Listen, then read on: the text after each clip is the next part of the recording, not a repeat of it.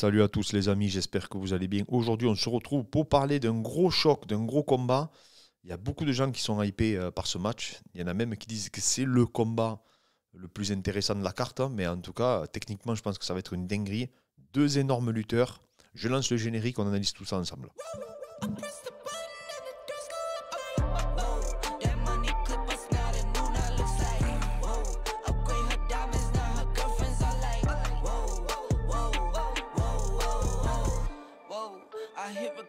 Job, you can't ignore it.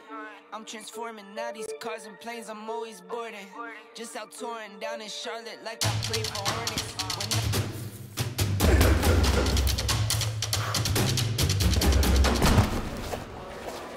Paris sur les meilleures cotes avec une bête. Bon, le retour de Cerudo, les gars. Donc Cerudo, inutile de le présenter. Hein.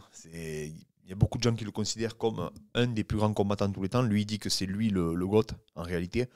Je rappelle, il a été champion olympique de lutte et il a été double champ à l'UFC. Donc c'est juste monstrueux. En tant que sportif, effectivement, c'est un des plus grands athlètes de tous les temps, tout sport confondu, on va dire, parce que être champion de l'UFC et être champion olympique dans une discipline comme la lutte, rien que ça, c'est un exploit extraordinaire. Et en plus, lui, il s'est permis le luxe d'être double champ et pas contre n'importe qui, contre Dimitri Johnson et Moraes, mais surtout, il a eu il a battu un des combattants qui est considéré comme un GOAT aussi également, Dimitrius Johnson. Donc on va regarder Cerudo, on va l'analyser, on va regarder un peu cette dernière confrontation et après on regardera Merab. Alors Merab, les gars, le dernier combat qu'il a fait, il faut dire ce qu'il est, il a choqué tout le monde. Voilà, Merab, c'est vraiment celui qui a, je pense, qui m'a le plus impressionné sur ses tentatives, en tout cas, d'amener au sol. Le volume qu'il a pu créer contre Petrian, ça a juste été impressionnant. Il a été accusé par tout le monde de dopage. Donc voilà, c'est un monstre, c'est quelqu'un qui est sur une énorme dynamique. 9 victoires d'affilée. Donc voilà, c'est un combat, il faut se rendre compte techniquement parlant. Je vous l'ai dit, cette catégorie des 61 kilos, c'est exceptionnel. Et je pense qu'on va avoir une confrontation, à mon avis, qui peut rester dans les annales. Le seul hic, on va dire, c'est que c'est en 3 rounds. Mais bon, on va pas se peindre parce qu'on a une belle carte quand même. Donc, on va commencer du coup par regarder Cerudo, c'est 16-3 en carrière. Donc 8 je vois pas 8 KO, TKO, 0 soumission, 8 décisions. Il s'était fait éteindre par Dimitri Johnson à l'époque, très rapidement dans le combat. Après, il a su prendre sa revanche. C'était un combat quand même serré, hein. Faut pas se leurrer. Voilà. Il est petit de taille, hein, c'est ce qui le caractérise. Il est petit de taille. Il a un profil, vous savez, il fait penser un peu à un karatéka de la façon dont il boxe. C'est assez particulier, alors qu'il a très peu d'allonge. Il n'a pas une grande envergure. Et même, je trouve que, certes, il est explosif, mais il n'a pas la meilleure gestion de distance non plus qu'on retrouve à MMA. Vous voyez, c'est pas Stephen Thompson. Donc c'est assez particulier de combattre comme ça. Mais il a tellement confiance déjà dans sa lutte, aussi bien défensive qu'offensive. Il est exceptionnel, quoi. Il est exceptionnel. Bon, il s'est déjà fait amener au sol dans sa carrière. On l'a vu contre Sterling, par exemple. Mais Sterling, il a des longs segments. Quand il vous fixe, c'est compliqué. Ensuite, il a des grosses transitions en grappling. Parce que Sterling, c'est pas juste un lutteur. C'est un exceptionnel grappleur. Et ça, il faut pas. Et ça change tout. Ça change tout parce que souvent, les mecs, ils ont des bons contrôles au sol. On pense à Kamaru. Hein, il est capable d'amener Léon Edwards au sol. Mais après, derrière, il n'arrive pas à capitaliser. Il ne progresse pas sur les positions, il ne progresse pas sur les tentatives de finalisation. Et c'est ça le plus gros problème, on va dire, de ces combattants. C'est qu'après, malheureusement, ils ont le côté lutte, un peu comme Colby Covington, mais après, derrière, ils ont de la difficulté à capitaliser et surtout à se montrer dangereux parce qu'ils ne sont pas opportunistes. Ses derniers adversaires, le voyez, hein, mais il a battu Dominic Cruz. Bon, après, c'était pas le grand Dominic Cruz, hein, on va pas se leurrer. Il a battu Marlon Moraes. Alors, par contre, Moraes, à ce moment-là, c'était la terreur de la catégorie. D'ailleurs, je ne sais pas comment il a fait pour gagner ce combat, parce qu'au début, il ramassait sévère en ligne basse. Il a battu TJ Dillashaw, Dimitri Johnson, Sergio Pettis, Wilson Reis. Wilson Reis, c'est celui qui avait affronté Taylor Lapillus, je ne sais pas si vous en rappelez, à la reste. Excellent grappleur et qui a un gros double leg aussi. Face à lui, on a un monstre. 16-4 en carrière. Bah alors lui, c'est pas un finisseur, mais alors le volume qu'il arrive à produire, que ça soit sur ses frappes, ou que ça soit sur ses tentatives de takedown, ou même ses transitions, moi je trouve qu'il a une très très très grosse lutte en enchaînement, Merab. D'ailleurs, je suis tombé, c'est assez marrant, je suis tombé sur une vidéo de lui où il fait du judo et en compétition quand il était jeune. Et déjà, tu voyais, il faisait comme. Alors, c'est très typique des Géorgiens, mais ils ont un peu un judo des fois hybride.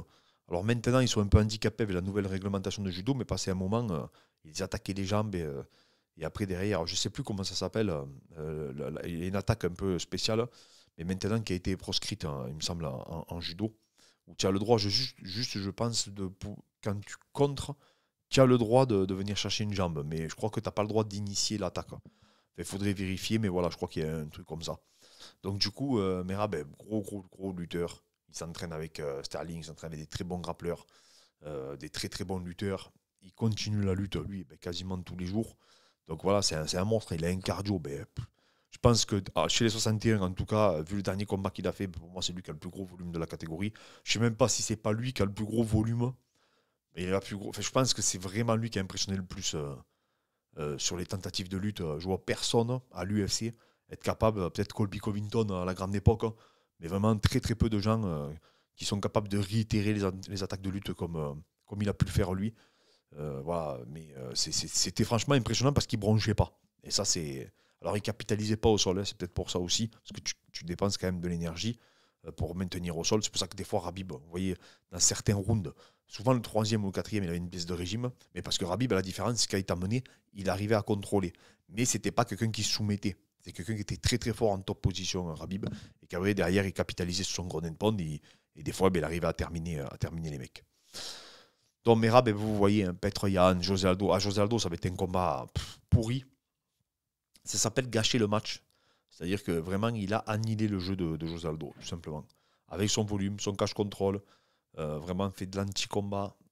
Non, c'est sa spécialité, hein. Il sait le faire, hein. Il sait te gâcher ton combat et il a la condition physique pour le faire. Marlon Moraes, pareil, il le bat par TKO.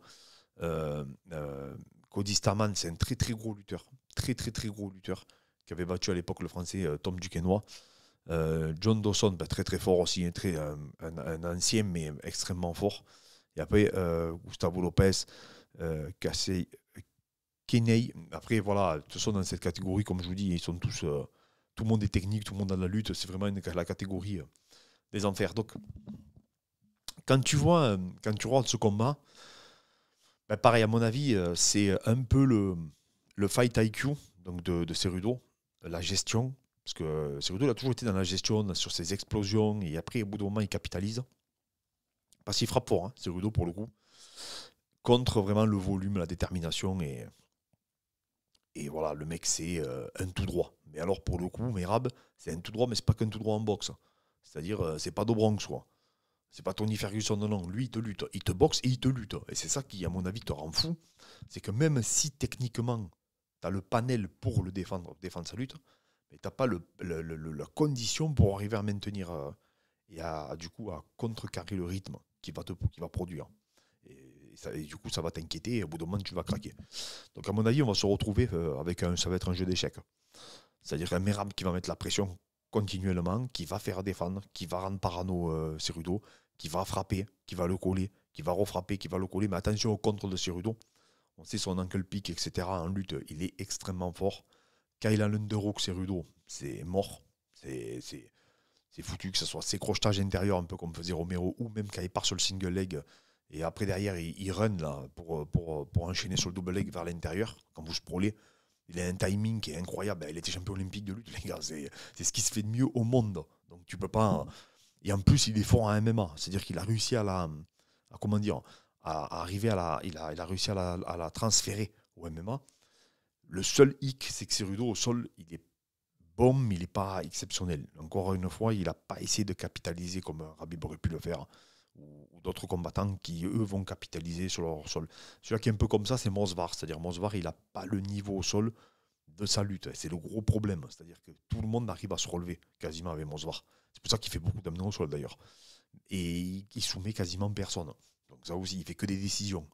Donc oui, il t'étouffe, mais bon, les mecs arrivent à se relever. Et ça, c'est assez dangereux, quoi. Quand les mecs arrivent à se relever. Je parle pas une fois ou deux au début du combat, c'est tout à fait normal. Les mecs sont frais. Donc c'est normal qu'ils arrivent à se relever.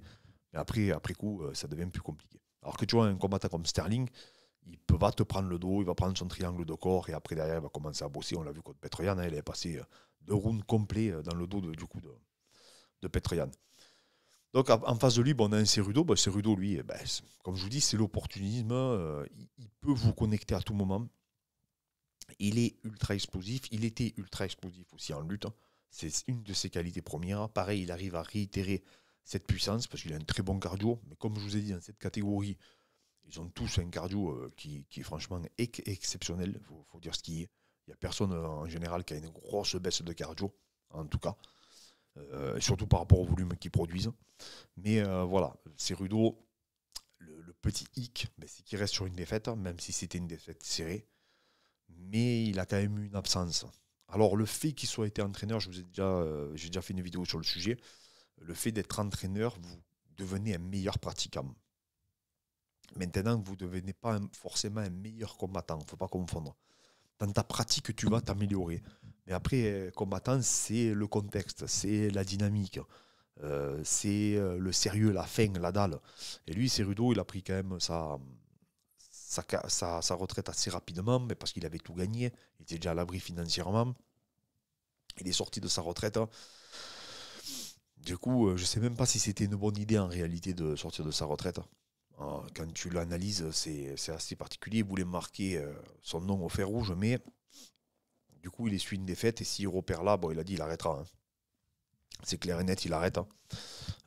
Voilà, il renoncera après, du coup, à un autre combat de MMA. Mais et voilà, Cerudo, il a été absent loin pendant un petit moment de la cage. Donc après, le niveau évolue. Comme je vous dis, la chance qu'il a eue, c'est qu'il est entraîneur. Donc il continue à se documenter, il continue à s'entraîner, mais pour les autres, et plus pour lui-même, et plus pour performer. Et ça fait une différence qui est significative dans le haut niveau. Mais par contre, il a gagné en tactique, il a gagné en stratégie, il a gagné en capacité d'analyse. Ça, c'est ce qu'il dit. Et c'est vrai que quand tu analyses les adversaires pour tes élèves, après, tu arrives toi-même, quand tu pratiques à la salle, à avoir une meilleure expertise. Ce qui est logique. Mais voilà, c'est difficile de faire les deux. Donc après, il faudra qu'il choisisse. Où il arrête totalement de coacher, où il reprend sa carrière là où l'intérêt. S'il gagne, effectivement, il pourra peut-être être prétendant au titre. Pourquoi ? Parce que vous vous doutez bien que si c'est Merab qui gagne, derrière, il va chercher le vainqueur entre Chenomalé et Chito Vera. Ça, c'est sûr et certain. Je veux dire, je ne vois pas comment tu peux refuser à Merab. Il faut savoir que Merab, il aurait pu déjà, je pense, avoir le titre. Le seul hic, c'est que c'était son partenaire d'entraînement et qu'il avait dit qu'il n'affronterait pas son partenaire d'entraînement, du coup, qui est Sterling. Mais bon, maintenant que Sterling est monté de catégorie, il n'y a plus ce problème-là. Après, je pense qu'il y a la dimension physique aussi qui va être importante, parce que Merab et Sterling, ils sont énormes. Ils sont énormes. Ils cut énormément, les deux. Voilà. Merab, il s'entraîne aussi énormément. C'est des mecs qui ont une très très grosse charge d'entraînement. Sterling, pareil. C'est pour ça qu'il a eu des problèmes de santé, d'ailleurs. Il a subi pas mal d'opérations.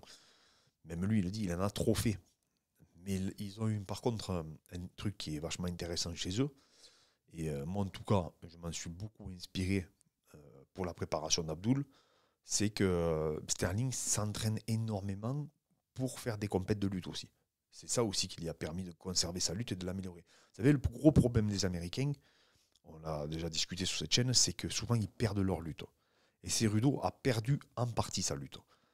Il le dit, quand il luttait à l'époque, il avait un tout autre niveau. Mais comme il voit qu'il peut mettre des KO et comme il voit, effectivement, vous avez vu, il y a beaucoup de combats où il reste que debout. Je ne cherche même pas à lutter. De temps en temps, il met un petit crochetage, mais il ne lutte même pas.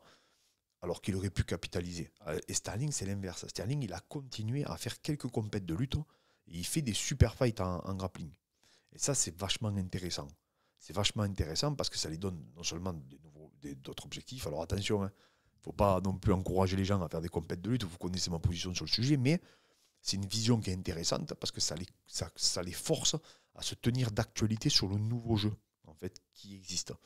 Et Cerudo, aujourd'hui, je pense que son jeu, au sol en tout cas, il est peut-être plus à la page. Bon, là, en l'occurrence, il n'a pas un excellent grappleur.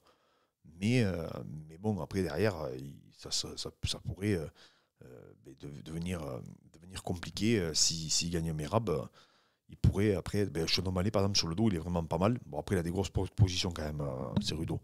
Mais voilà, ce que je veux dire, c'est que ils perdent souvent leur lutte, les Américains, et c'est le gros problème. Alors que l'équipe à Sterling et Merab, ils se préparent énormément en lutte, comme si limite ils allaient faire une compétition de lutte. Un peu comme Windman à l'époque. Et ça se ressent, hein, ça se le ressent dans leur rythme, ça se ressent surtout dans les transitions. Sterling, il avait quasiment les plus belles transitions qu'on pouvait trouver en lutte MMA. Pour moi, c'était l'exemple qu'il fallait suivre. Je le trouvais, tu vois, si j'aurais dû en mettre... si j'aurais dû faire un top 3, j'aurais mis Sterling numéro 1, c'était peut-être Ramzat Ramzat numéro 2 pour les contrôles. Et après, il y en a un qui est extrêmement fort, mais malheureusement, après, il n'a pas réussi à c'était comment il s'appelle Dawson. Dawson qui est extrêmement fort aussi. Mais malheureusement, il a pris une KO au dernier roman. Donc c'est là aussi, il était archi favori et il s'est fait contrer. Mais Dawson aussi extrêmement fort. Gros lutteur, gros grappleur. Voilà, lui, pareil. Après, il y a Gamrot aussi, bien sûr, qui est très très fort pour ça. Mais je pense qu'il y en avait deux qui sortaient du lot. C'était vraiment Sterling, mais pour le très haut niveau. Et Ramzat Chimaev, qui lui aussi est très très fort pour t'amener au sol, te contrôler.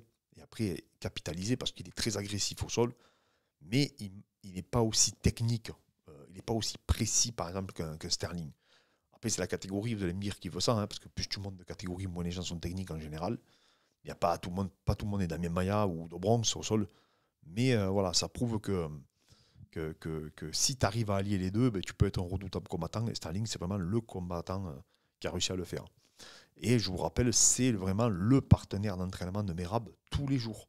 Donc, tous les jours, Merab, il tourne et il lutte contre un mec qui est extrêmement fort en lutte et extrêmement fort en grappling, même sur le dos. Sterling, il est fort même sur le dos en grappling. Donc, c'est pour ça que Merab, à mon avis, quand il te fait tomber, il en a rien, il sait qu'il risque rien parce qu'il est habitué à tourner déjà avec des très très très bons grappleurs. Que ce soit des grappleurs lutteurs ou des grappleurs flexibles, qui sont complexes dans leur jeu. Donc ça le fera. Par contre, voilà, il faut connaître les deux. Il faut connaître un peu les profils à la Cerudo explosifs qui vont se relever pour te lutter et d'autres qui vont s'enrouler un peu pour vous donner une idée un peu à la Dobronx, quoi. Et Sterling, il sait plus ou moins faire les deux. Hein. Même si c'est pas le plus flexible, mais il est quand même, tu vois. C'est pas quelqu'un... et je vous dis, c'est le sparring de Merab. Il tourne vraiment tous les jours avec lui. Donc... et il sait il sait Sterling, il a eu Cerudo dans ses mains, il sait ce que ça donne. Il a dû noter des choses. Et ça, c'est pareil, tu ne peux pas le balayer d'un revers de main. Mais par contre, voilà, si tu peux me parler de talent pur, je vous dis, Cerudo, c'est vraiment le monstre. C'est un des plus gros talents dans tout sport de combat confondu. Hein. Je vous dis, il ne faut pas se leurrer.